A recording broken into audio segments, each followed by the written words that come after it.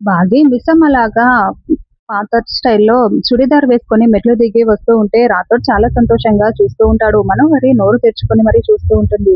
బాగీ అలా మిస్సమ్మలాగా వచ్చి నిలబడగానే రాథోడ్‌ని పక్కకు లాగి మరి ఏంటి బాగీ ఈ అవతారం? నువ్వు నార్మల్ గెటప్‌లో ఉంటే చాలు" అని మనోహరి అంటుంది. "ఏ నేను పాత గెటప్‌లో ఉంటే ఆయనకి పాత విషయాలు గుర్తొస్తాయేమో" అని బాగీ అంటే, "ఛాన్సే లేదు. నువ్వేం చేసినా అమర్‌కి గతం గుర్తుకు రాదు" అని మనోహరి చెప్తూ ఉంటుంది.